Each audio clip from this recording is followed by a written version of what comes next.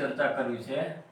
પ્રશ્ન છે નર્સનો ઉષ્મા સિદ્ધાંત અથવા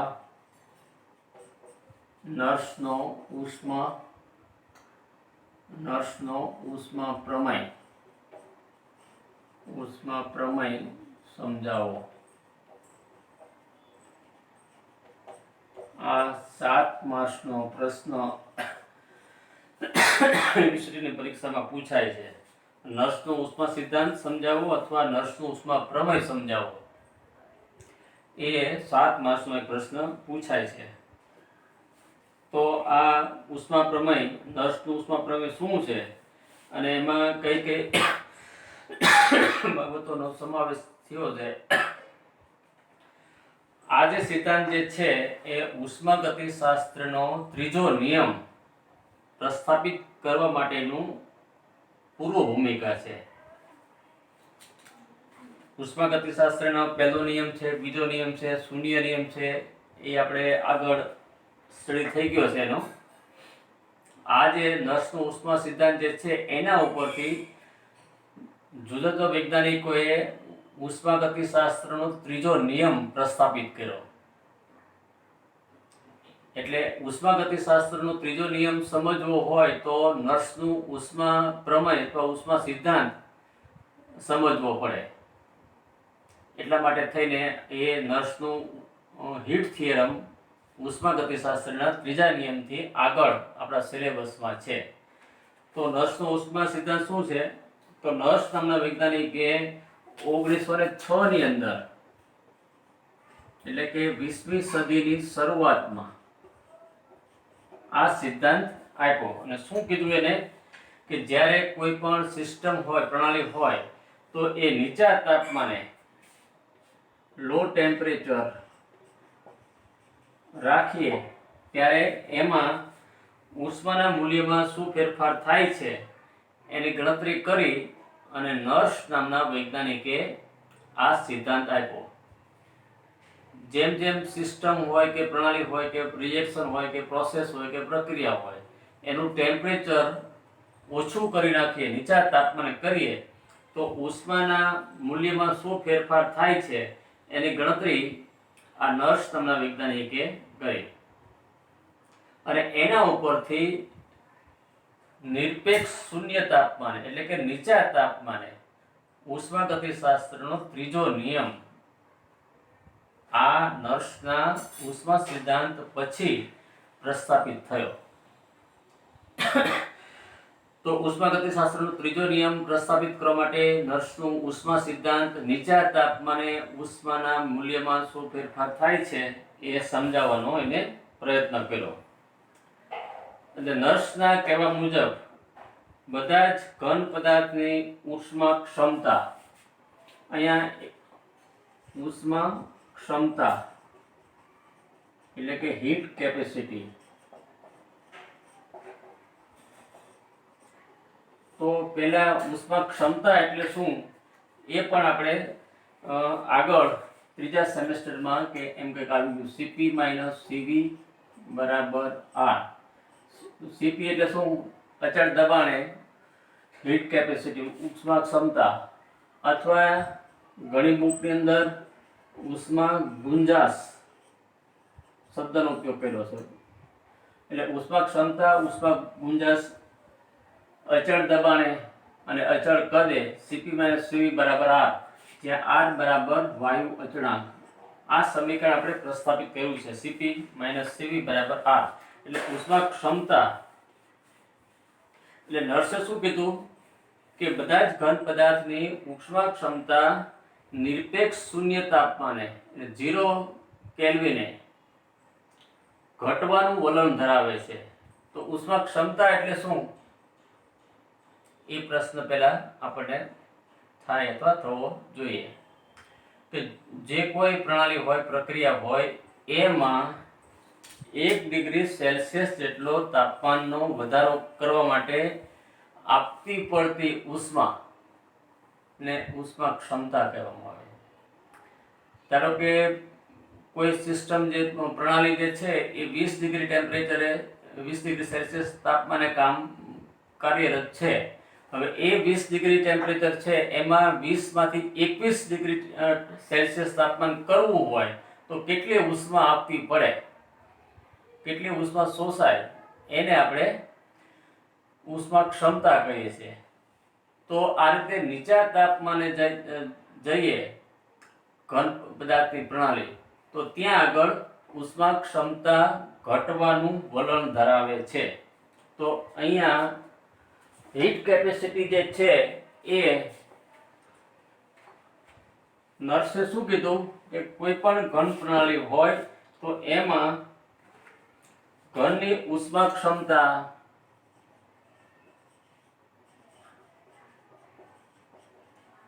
નિરપેક્ષ શૂન્ય તાપમાને એટલે કે નીચા તાપમાને, નિરપેક્ષ શૂન્ય તાપમાને ઘટવાનું એટલે કે ઓછું થવાનું વલણ ધરાવે છે. અહીંયા આગળ આ નર્સ નામના વૈજ્ઞાનિકે કીધું,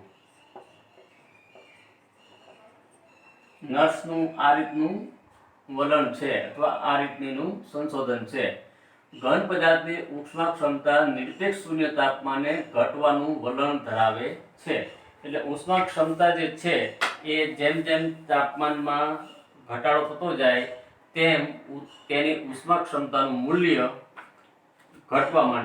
ઘટે છે એવું વલણ ધરાવે છે. અને સાથે સાથે આંતરિક ઉર્જા, પદાર્થની આંતરિક ઉર્જા અને એન્ટ્રોપી નું મૂલ્ય પણ સમાન થશે. એટલે પદાર્થની ઉષ્મા ક્ષમતાનું મૂલ્ય ઘટવાનું વલણ ધરાવે અને આંતરિક ઉર્જા ઇન્ટરનલ એનર્જી અને એન્ટ્રોપી સરખી થશે. આ નર્સ નામના વૈજ્ઞાનિકે કીધું. ફરીથી રિપીટ કરીએ કે જ્યારે પદાર્થનું તાપમાન ઓછું થતું જાય ત્યારે ઘન પદાર્થની પ્રણાલી જે છે એમાં ઉષ્મા ક્ષમતા હીટ કેપેસિટી નિરપેક્ષ શૂન્ય તાપમાને ઘટવાનું વલણ ધરાવે છે. અને સાથે સાથે પદાર્થની આંતરિક ઉર્જા અને એન્ટ્રોપી સમાન થશે અને તેની કિંમતો શૂન્ય તરફ જશે અને તેની કિંમતો સરખી થશે અને તેની કિંમતો શૂન્ય તરફ જશે. અત્યારે આપણને ઉષ્માગતિશાસ્ત્રનો ત્રીજો નિયમ શું છે એની થોડીક ખબર છે, બરાબર. પણ જ્યારે નર્સ નામના વૈજ્ઞાનિકે આ હીટ થિયરમ આપ્યું ત્યારે એને નહોતી ખબર.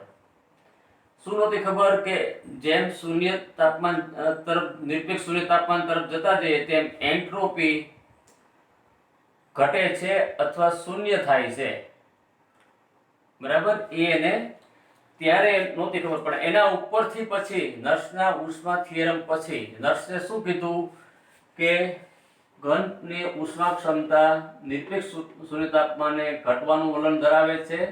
સાથે સાથે પદાર્થની આંતરિક ઉર્જા અને એન્ટ્રોપી સરખી થાય છે અને તેની કિંમત શૂન્ય તરફ થઈ જાય છે. એટલે કોની ઇન્ટરનલ એનર્જી અને એન્ટ્રોપીની મૂલ્ય શૂન્ય થાય છે.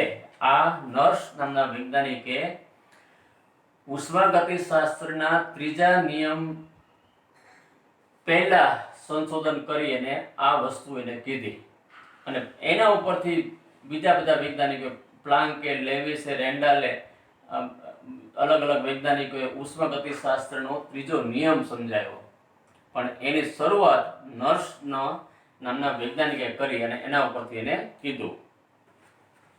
નર્સનું આ વિધાન ઉષ્માગતિશાસ્ત્રના પહેલો નિયમ અને બીજા નિયમને અનુસરતું નથી, પણ એના ઉપરથી રાસાયણિક પ્રક્રિયા સમજાવવા માટેનો ઉષ્માગતિશાસ્ત્રનો ત્રીજો નિયમ પ્રસ્થાપિત થયો, જેને ઉષ્માગતિશાસ્ત્રનો ત્રીજો નિયમ કહે છે. નર્સનું આ ઉષ્મા પ્રમેય પ્રમાણે તાપમાનમાં થતા ફેરફારની સાથે તાપમાનના મૂલ્યમાં થતા ફેરફારની સાથે ડેલ્ટા એચ એટલે કે એન્થાલ્પી અને ડેલ્ટા જી મુક્ત શક્તિ ના મૂલ્યમાં પણ ફેરફાર થાય છે. બરાબર. એટલે આ એન્ટ્રોપી અને આંતરિક ઉર્જાના મૂલ્ય શૂન્ય તરફ જાય છે અને સાથે સાથે ડેલ્ટા જી એટલે કે મુક્ત શક્તિ અને ડેલ્ટા એચ એન્થાલ્પીમાં થતો ફેરફાર એના મૂલ્યમાં પણ ફેરફાર થાય છે અને એનો એને ખ્યાલ આપ્યો. તો નર્સનો ઉષ્મા પ્રમેય જે આ વસ્તુ જે કીધી એ વસ્તુ એને ગિબ્સ હેલ્મહોલ્ટ્ઝ સમીકરણ ગિબ્સ હેલ્મહોલ્ટ્ઝ સમીકરણ જે આપણે સેમેસ્ટર 3 ની અંદર શીખી ગયા છે. ગિબ્સ હેલ્મહોલ્ટ્ઝ સમીકરણ એનો આધાર લઈ અને આ નર્સનો ઉષ્મા સિદ્ધાંત એને સમજાવ્યો.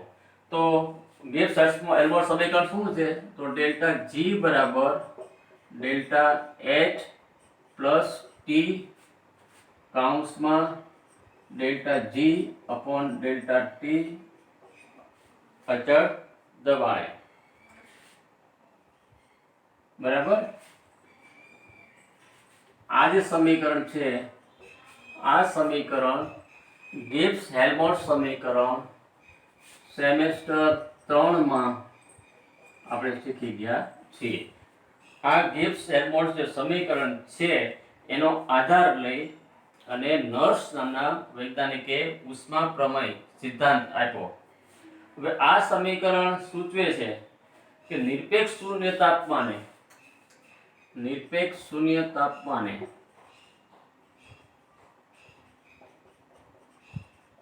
T બરાબર 0.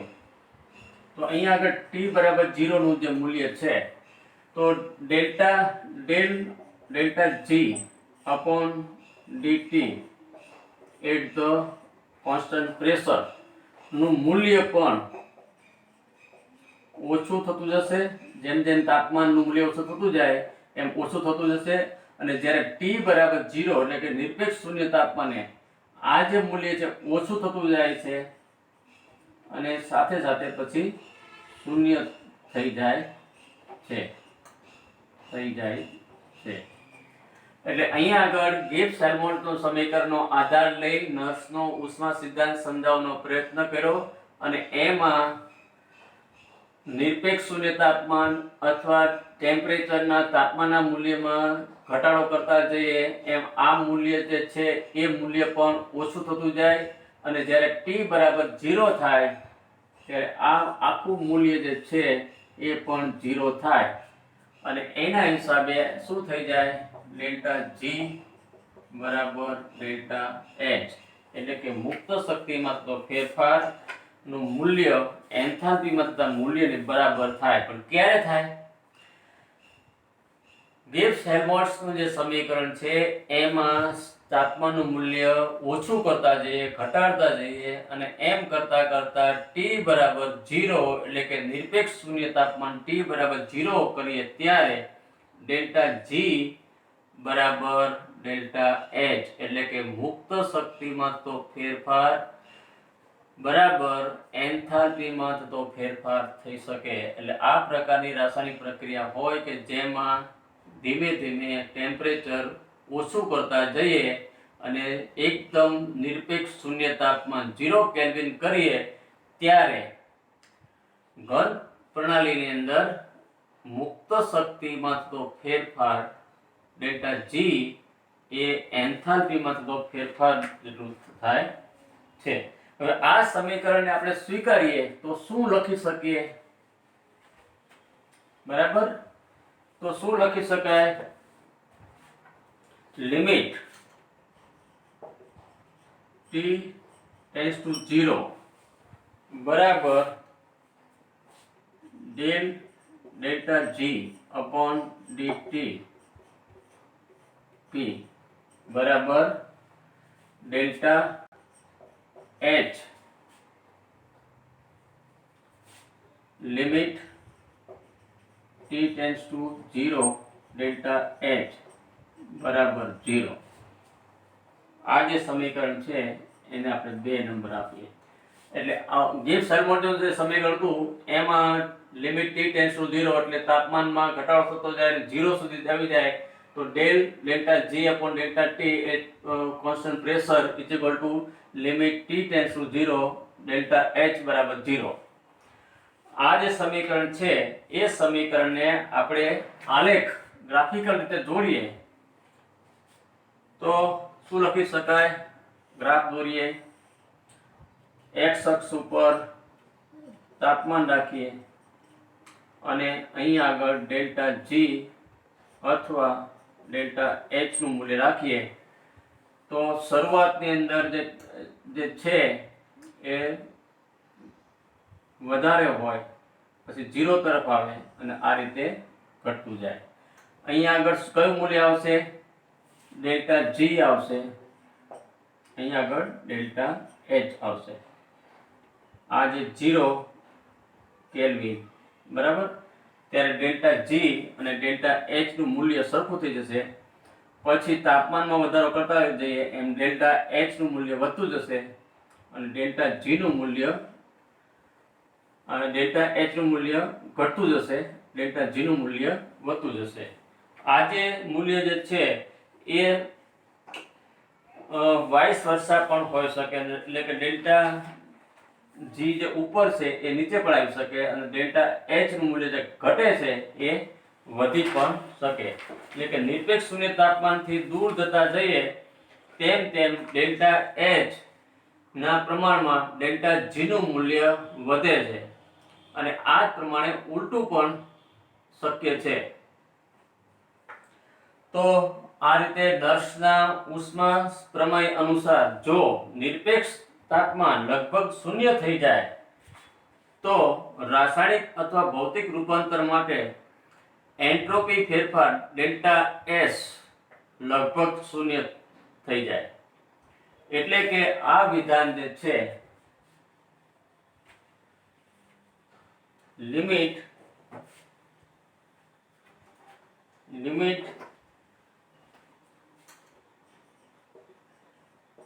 t tends to 0 delta S બરાબર 0. એટલે કે નિરપેક્ષ તાપમાન લગભગ શૂન્ય થઈ જાય છે, એટલે કે એન્ટ્રોપીનો ફેરફાર ડેલ્ટા S પણ લગભગ શૂન્ય થાય છે. આ વિધાન મુજબ લિમિટ t ટેન્ડ્સ ટુ 0 બરાબર ડેલ્ટા S બરાબર 0.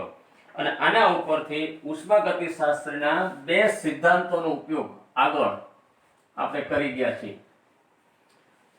એક સિદ્ધાંત જે છે એ delta g upon dt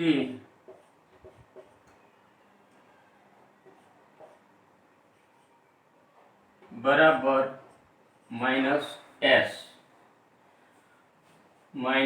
delta S, એટલે કે મુક્ત શક્તિનો એટલે કે અચળ દબાણે મુક્ત નિરપેક્ષ શૂન્ય તાપમાનના પ્રમાણમાં ડેલ્ટા g નું મૂલ્ય, મુક્ત શક્તિ ડેલ્ટા g નું મૂલ્ય એ એન્ટ્રોપીમાં થતો ઘટાડો એટલે કે ઋણ નિશાની ડેલ્ટા માઇનસ ડેલ્ટા S નું મૂલ્ય દર્શાવે છે. એટલે કે આ સમીકરણ આપણે લખી શકીએ. અને બીજું સમીકરણ જે છે એ સમીકરણ ડેલ્ટા H અપોન આ ડી કરો કે ડેલ કરો બરાબર ડેલ્ટા CP.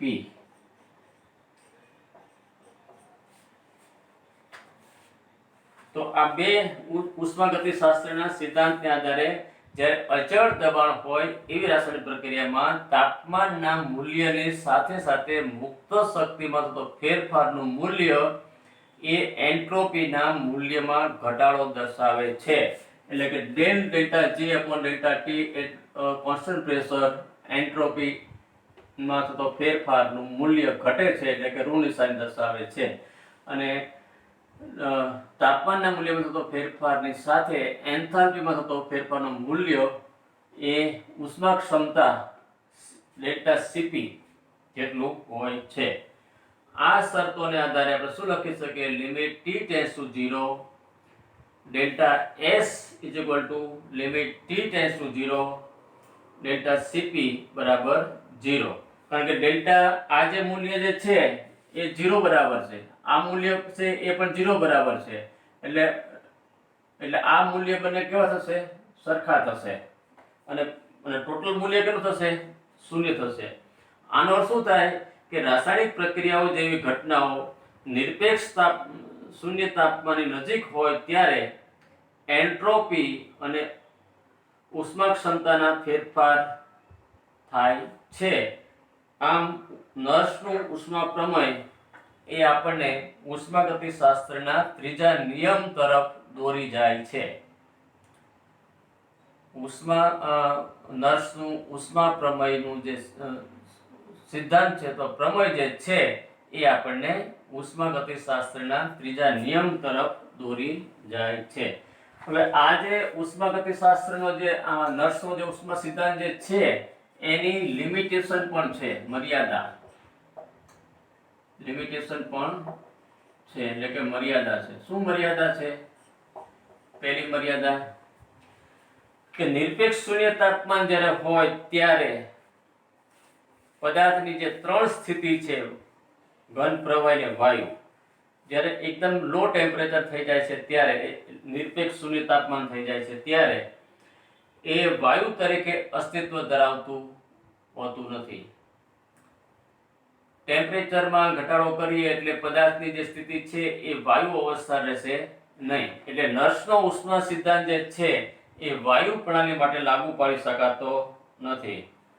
કેટલાક ચોક્કસ બીજી મર્યાદા, કેટલાક ચોક્કસ કારણે લીધે કે એન્ટ્રોપીના મૂલ્ય થોડા વધુ ધરાવતા હોય છે, એટલે કે પ્રવાહી પદાર્થ જે છે એ એન્ટ્રોપીના થોડા મૂલ્યો, એટલે કે ઘન પદાર્થની એન્ટ્રોપી જે છે એ લગભગ શૂન્ય તરફ જાય છે, પણ પ્રવાહી પદાર્થની જે છે એ એન્ટ્રોપીનું મૂલ્ય ધરાવતું હોય છે. વાયુ પદાર્થની એન્ટ્રોપીનું મૂલ્ય ધરાવતું હોય છે, પણ શૂન્ય તાપમાને વાયુ પદાર્થ અસ્તિત્વ ધરાવતું નથી, એટલે વાયુ પદાર્થની એન્ટ્રોપીનું મૂલ્ય આ નર્સના ઉષ્મા સિદ્ધાંતને લાગુ પાડી શકાય નહીં. પણ પ્રવાહી પદાર્થ માટે પણ આ લાગુ પાડી શકાતું નથી, કારણ કે ડેલ્ટા એસ નું મૂલ્ય, એન્ટ્રોપી ડેલ્ટા એસ નું મૂલ્ય નર્સના ઉષ્મા સિદ્ધાંત મુજબ શૂન્ય હોય છે, પણ પ્રવાહી પદાર્થ થોડા ઘણા અંશે એન્ટ્રોપી ધરાવે છે.